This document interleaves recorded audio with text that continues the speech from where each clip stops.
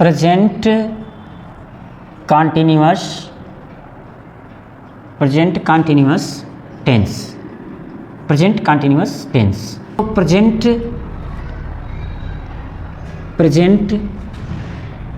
Progressive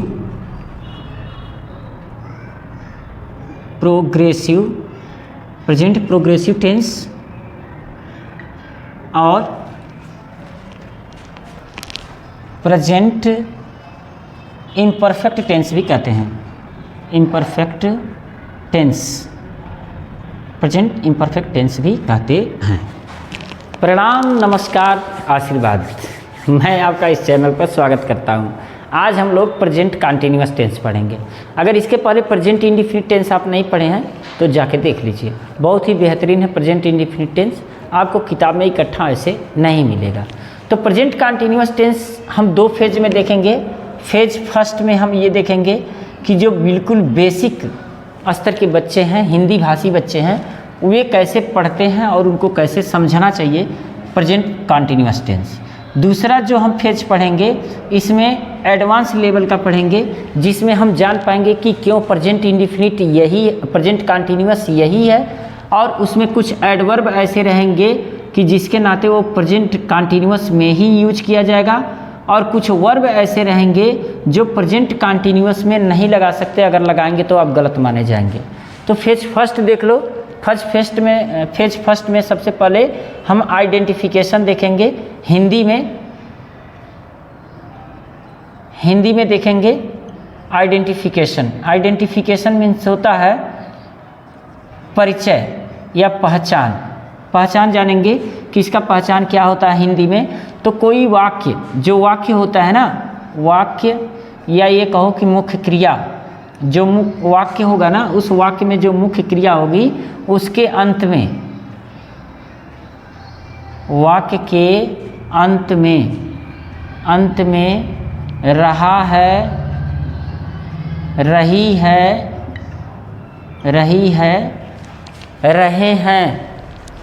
रहे हैं इत्यादि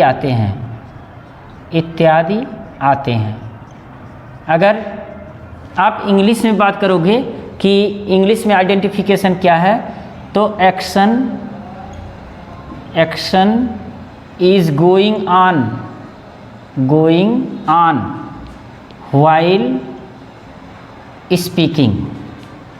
while speaking, यानी कि जो एक्शन होता है वो रहता है कब तक, जब तक आप बोल रहे होते हैं तब तक एक्शन होता रहता है, यानी कि कार्य होता रहता है। और भी आप कह सकते हैं कि इसमें इंटेंशन और लाइक्लीहुड होता है। लाइक्लीहुड, इंटेंशन का मतलब एक इरादा होता है कि मैं अभी ये कर रहा हूँ या करने जा रहा हूँ, और लाइक्लीहुड का मतलब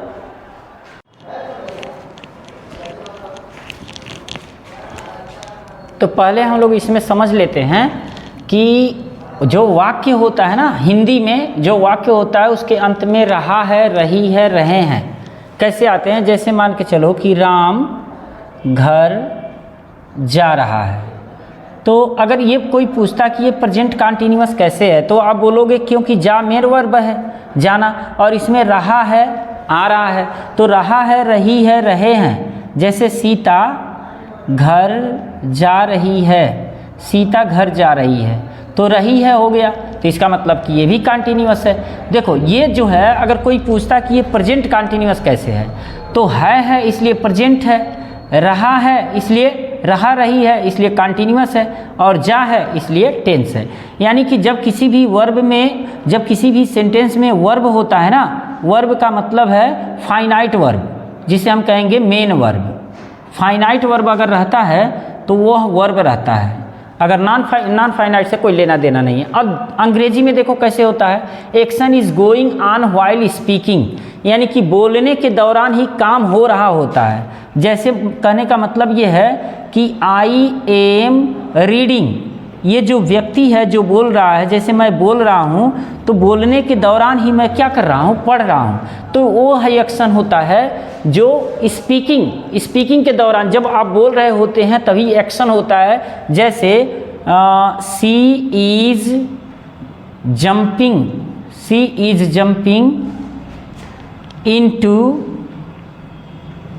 इनटू द रिवर, वह नदी में कूद रही है। यानी कि जब मैं बोल रहा हूँ तो उस समय वो क्या कर रही है, कूदने का काम कर रही है। तो इसका मतलब ये एक्शन ऐसा एक्शन होता है जो गोइंग ऑन रहता है, जारी रहता है स्पीकिंग के दौरान।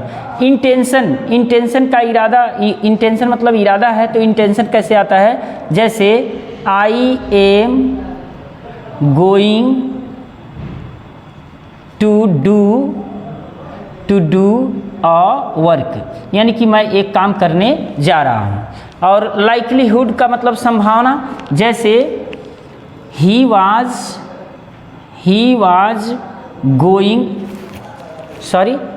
इज प्रेजेंट कंटिन्यूअस है, तो he is going to die, वो मरने जा रहा है।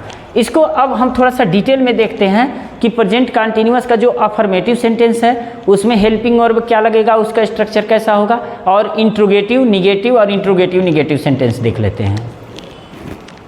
देखो नियम क्या है, रूल है कि सब्जेक्ट के अकॉर्डिंग, यानी कि सब्जेक्ट के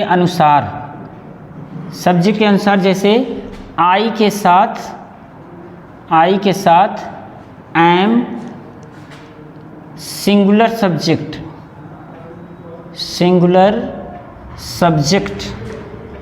के साथ इज, सिंगुलर सब्जेक्ट के साथ इज, प्लूरल सब्जेक्ट के साथ आर का प्रयोग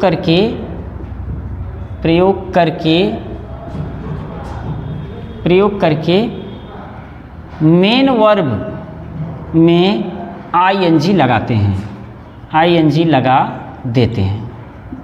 ठीक है, जैसे देखो सबसे पहले जो स्ट्रक्चर इसका आप लिखोगे, स्ट्रक्चर का मतलब बनावट, जो सेंटेंस का बनावट होना चाहिए अफर्मेटिव सेंटेंस में, सबसे पहले आप सब्जेक्ट लिखोगे, सब्जेक्ट के बाद इज, एम, आर लिखोगे, और उसके बाद मेन वर्ब में आईएनजी या मेन वर्ब का आईएनजी फॉर्म कर दोगे, उसके बाद ऑब्जेक्ट कर दोगे। जैसे मान के चलो कि मैं तुम्हें देख रहा हूँ, मैं तुम्हें देख रहा हूँ,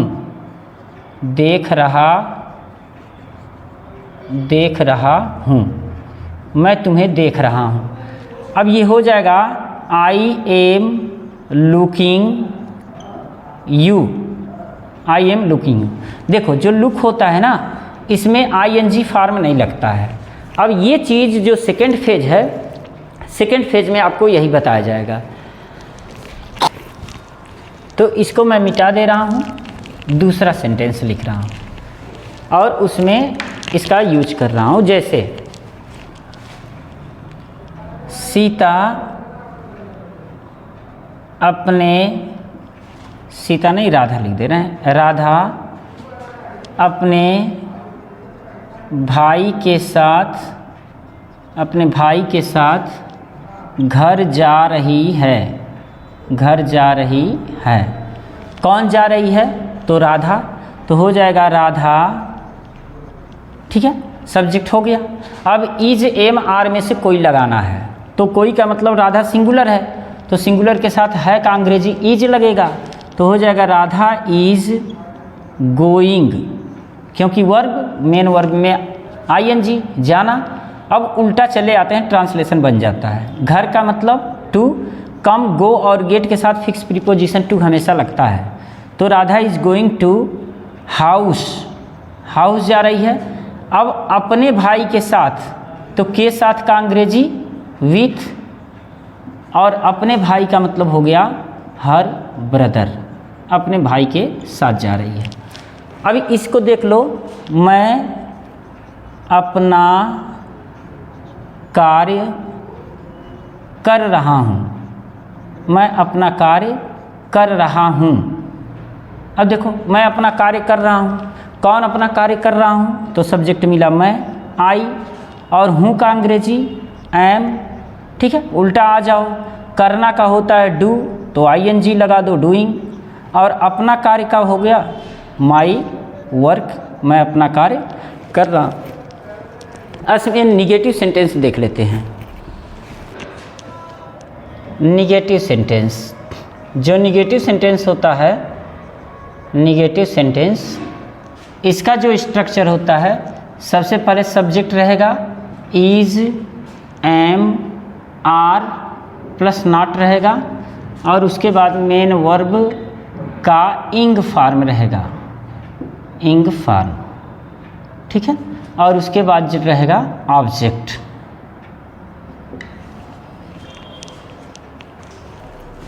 जैसे राधिका खाना नहीं बना रही है, नहीं बना रही है, तो कौन खाना नहीं बना रही है, पता चला राधिका, सब्जेक्ट मिल गया राधिका, राधिका। अब है का अंग्रेजी इज, और नहीं का अंग्रेजी नॉट, अब बनाना का अंग्रेजी कुक, तो हो जाएगा कुकिंग। देखो इसी स्ट्रक्चर के हिसाब से हम चल रहे हैं, और खाना का मतलब हो गया द फूड, द फूड। तो इस तरह से किसी भी सेंटेंस का आप निगेटिव बना सकते हो। अगर इंट्रोगेटिव सेंटेंस की बात करें तो इंट्रोगेटिव सेंटेंस दो प्रकार का होता है। अगर आप प्रेजेंट इंडिफिनिट नहीं देखे हो तो आप उसको ज़रूर देख लो। इंट्रोगेटिव सेंटेंस दो प्रकार का होता है। एक होता है जब क्या पहले होता है, तो जब क्या पहले होता है, क्या पहले होता है, पहले होता है, तो क्या की अंग्रेजी, क्या की अंग्रेजी व्हाट, व्हाट नहीं लगाते हैं, व्हाट नहीं लगाते हैं, क्या करते हैं, बल्कि जो हेल्पिंग वर्ब होता है ना, बल्कि हेल्पिंग वर्ब, हेल्पिंग वर्ब को सबसे पहले लिख देते हैं, सबसे पहले लिख देते हैं, पहले लिख देते हैं। क्लास जैसा फील होगा, ये जान लो। जैसे क्या राधिका, क्या राधिका विद्यालय, क्या राधिका विद्यालय जा रही है, जा रही है, क्या राधिका विद्यालय जा रही है, तो क्या का अंग्रेजी आप व्हाट नहीं लिखोगे, इसमें हेल्पिंग वर्ब जो है ना है, तो है का अंग्रेजी इज लिख दोगे। यहाँ ध्यान देना है, अगर है का अंग्रेजी इज है तो इज लिखोगे, अगर यहाँ है की जगह ही हो है तो हो की जगह अंग्रेजी आर लिखोगे, हैं की अंग्रेजी आर लिखोगे, और हूँ की अंग्रेजी एम लिखोगे। तो ये चीज़ ध्यान देना है कि हेल्पिंग वर्ब हमेशा इज ही नहीं लगाना है। जब क्या पहले हो तो क्या की अंग्रेजी हम क्या नहीं लगाएंगे, बल्कि उसी में से हेल्पिंग वर्ब पहले लगा देंगे, इज। अब हो गया, अब इसको क्या करेंगे, हम पूछेंगे कौन जा रही है, तो पता चला राधिका, तो सब्जेक्ट मिल गया राधिका, राधिका। ठीक है, अब जा रही है का मतलब गोइंग, और कहाँ जा रही है, to school.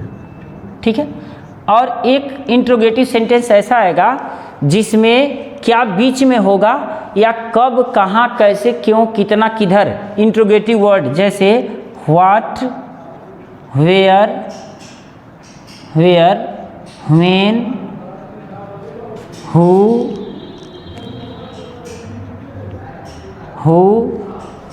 Which, why, why आते हैं, आते हैं। तो वाक्य में सबसे पहले लिखे जाएंगे, वाक्य में सबसे पहले लिखे जाएंगे, लिखे जाएंगे, लिखे जाएंगे, और उसके तुरंत बाद, उसके तुरंत बाद इज, एम, आर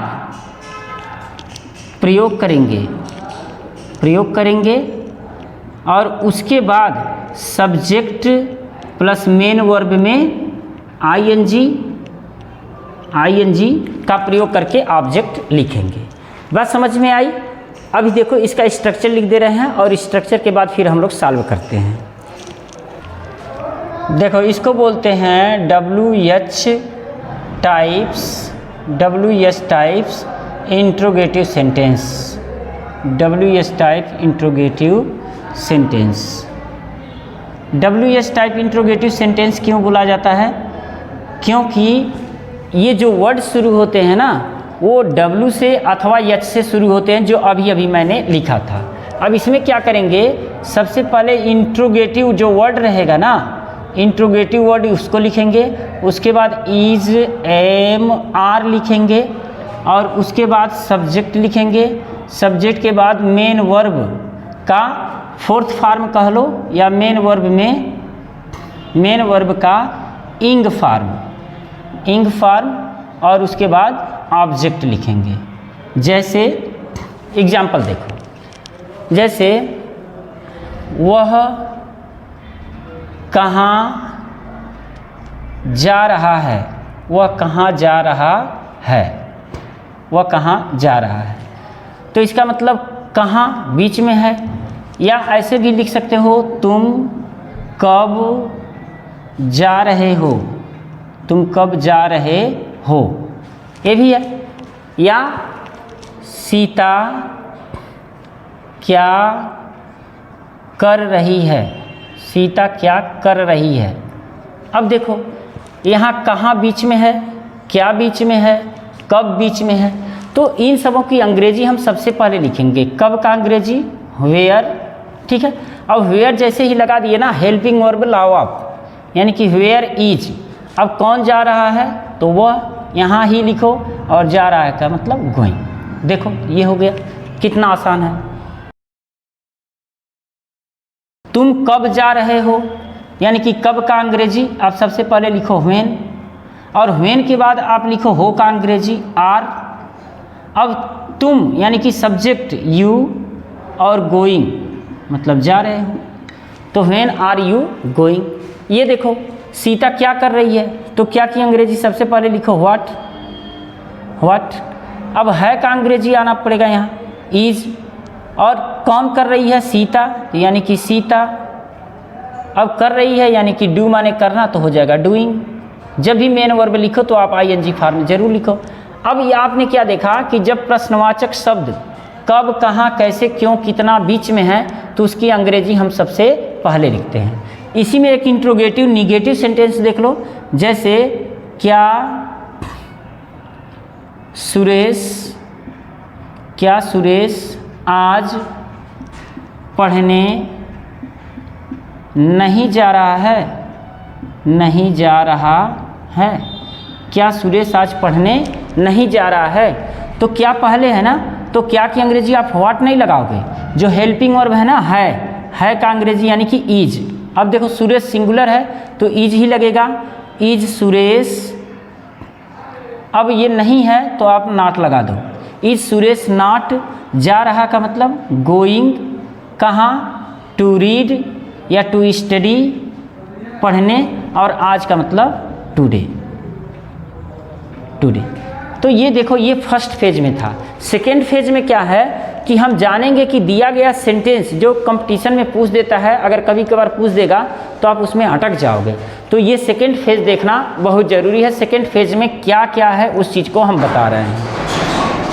देखो सेकेंड फेज में क्या है कि लुक मीन्स देखना, सी मीन्स देखना, बिहोल्ड मीन्स देखना, वॉच मीन्स देखना। एक और वर्ड है नोटिस मीन्स भी होता है ध्यान देना या देखना। सीम प्रतीत होना, एपियर प्रतीत होना, लव प्रेम करना, चाहना, हेट घृणा करना, लाइक मीन्स पसंद करना, डिसलाइक मीन्स नापसंद करना, वांट मीन्स चाहना, स्मेल मीन्स सूंघना, थिंक मीन्स विचार करना, फॉरगेट मीन्स भूल जाना, बिलीव मीन्स विश्वास करना, नो मीन्स जाना, प्लीज मीन्स प्रसन्न होना, डिसप्लीज माने अप्रसन्न होना। इसमें लिसन सी, इसको थोड़ा बाद में बताएंगे। ये इसमें आईएनजी फॉर्म नहीं लग सकता, क्यों? कारण ये है कि क्यों नहीं लग सकता। दरअसल दो वर्ब आपको मिलेंगे, वर्ब में एक मिलेगा स्टेटिव वर्ब, स्टेटिव वर्ब, और एक मिलेगा प्रोग्रेसिव या डायनामिक वर्ड, डायनामिक वर्ब। ठीक है, अब इसको ध्यान देना, स्टेटिव वर्ब वो वर्ब होता है जो हम करते नहीं हैं लेकिन हो जाता है। जैसे एग्जाम्पल के लिए, मैं देख नहीं रहा हूँ लेकिन देखिए मेरी आंखें देख रही हैं, कैमरे को देख रही हैं और इधर उधर का भी दिखाई दे रहा है, तो मैं देखता नहीं हूँ, दिखा जाता है। आप कहीं जाते हैं और कहीं नाली बदबू करता है ना, तो आप सूंघते नहीं हैं लेकिन सूंघा जाता है, आपकी इंद्रियां काम कर देती हैं। तो जो कार्य हम करते नहीं हैं लेकिन हमारी इंद्रियां कर देती हैं, उसे हम स्टेटिव वर्ब कहते हैं। और जो स्टेटिव वर्ब होता है वो अपने आप होता है। जैसे हम किसी को चाहते नहीं हैं लेकिन ये हमारा दिल है ना, ये चाहने लगता है। हम सूंघते नहीं हैं, सूंघा जाता है। हम समझते नहीं, समझा जाता है। हम प्रेम करते नहीं हैं, हो जाता है। यानी कि कुछ वर्ब ऐसे होते हैं कि जो आप करते नहीं हैं, हो जाता है। तो जो वर्ब स्टेटिव वर्ब होते हैं जिसको आप करते नहीं फिर भी हो जाता है, उसमें आप आईएनजी नहीं लगा सकते। जैसे मैं समझ रहा हूँ, मैं समझ रहा हूँ, तो इसका मतलब आप समझ नहीं रहे हैं फिर भी आपको समझ में आ रहा है, तो आई अंडर स्टैंड होगा। आई एम अंडरस्टैंडिंग गलत होगा, आई अंडर स्टैंड होगा। मैं विश्वास करता हूँ, तो आई एम, मैं विश्वास कर रहा हूँ, आई एम बिलीविंग, बिलीविंग ये बिल्कुल गलत है, क्योंकि आप विश्वास करते नहीं हैं। आपके हृदय को, आपके दिल को विश्वास हो जाता है, तो ये मैं विश्वास कर रहा हूँ का अंग्रेजी होगा आई बिलीव।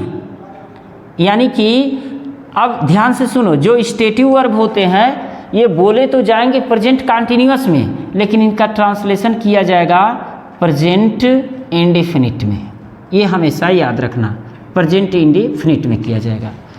अच्छा, अब देखो इसमें क्या होता है कि स्मेल आप कहीं देखेंगे, जैसे आई स्मेलिंग, आई स्मेलिंग और रेड रोज, ये रेड रोज। देखो अब ये जो है ना, आप ये दो चीज़ें होती हैं, एक सूंघना होता है और एक जानबूझकर, एक महकना होता है और एक सूंघना होता है। तो जब कोई फूल होता है ना, वो अपने आप महकता है ना, वो स्मेल करता रहता है, आप चाहे सूंघो जानबूझ के ना सूंघो।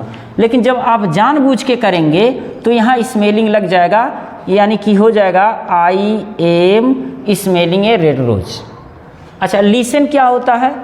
मैं सुन रहा हूँ। जैसे मान के चलो कि आप यहाँ खड़े हो, सड़क पर डीजे चल रहा है, आप डीजे नहीं सुन रहे हो लेकिन आपके कानों को तो सुनाई दे रहा है, आपका इसमें कोई दोष नहीं, आप कोई कार्य नहीं कर रहे हो, तो आई एम हियरिंग नहीं होगा, I am hearing, I am hearing the sound of DJ, the sound of DJ, मैं डीजे की आवाज़ सुन रहा हूँ। तो ये गलत हो जाएगा। आप इसको लिखेंगे कि I hear the sound of DJ.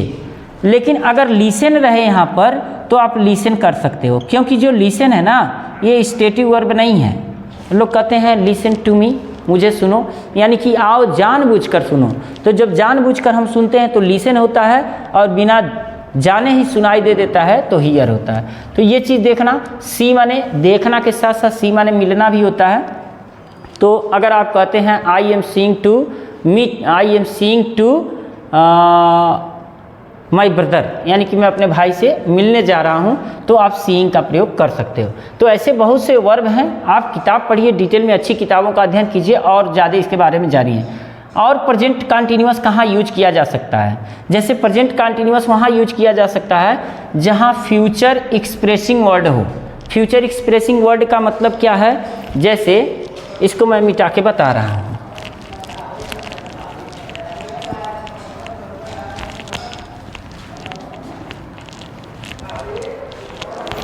जैसे my brother is coming tomorrow, यानी कि मेरा भाई कल आ रहा है। ठीक है, तो ये फ्यूचर एक्सप्रेसिंग वर्ड है।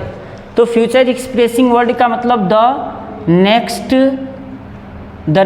डे हो सकता है, द नेक्स्ट वीक हो सकता है, द नेक्स्ट मंथ हो सकता है, द नेक्स्ट ईयर हो सकता है ना, ये भी हो सकता है, टुमारो हो सकता है। तो इसमें भी प्रेजेंट कंटिन्यूअस का प्रयोग कर सकते हैं। और जो प्रेजेंट सिचुएशन एडवर्ब होता है, जैसे नाउ, यानी कि अब मैं जा रहा हूँ, तो आई एम गोइंग नाउ, यानी कि अब मैं जा रहा हूँ। तो प्रेजेंट सिचुएशन जो एडवर्ब होता है उसमें भी आप प्रेजेंट कंटिन्यूअस का प्रयोग कर सकते हैं या प्रयोग किया जाता है। लेकिन अगर मान लो ऐसे रहे कि I am going yesterday, I am going yesterday, I am going yesterday. अब देखो आई एम गोइंग स्टरडे, इसका मतलब कि मैं कल ही जा रहा हूँ, यानी कि जो बीत गया तो आप आज कैसे जाओगे। तो ये जो एडवर्ब होता है ना, जो टाइम एक्सप्रेसिंग एडवर्ब होता है, इस पर भी सेंटेंस और टेंस बहुत ज़्यादा मायने रखते हैं। टेम्पररी एक्शन में भी इसका प्रयोग होता है, जैसे मैं इस घर में 2 साल से रह रहा हूँ, यानी कि इस घर में मैं किराए पर रह रहा हूँ, तो I am living on rent, यानी कि किराए पर रह रहा हूँ। तो इसमें भी आप आईएनजी का प्रयोग कर सकते हैं, कब, जब टेम्पररी एक्शन हो तब। तो मुझे लग रहा है कि प्रेजेंट कंटिन्यूअस आपको अच्छी तरह से समझ में आया होगा। अगर समझ में आया है तो चैनल को सब्सक्राइब, वीडियो को लाइक और मित्रों को शेयर कीजिए। मिलते हैं नेक्स्ट वीडियो में। Thank you very much.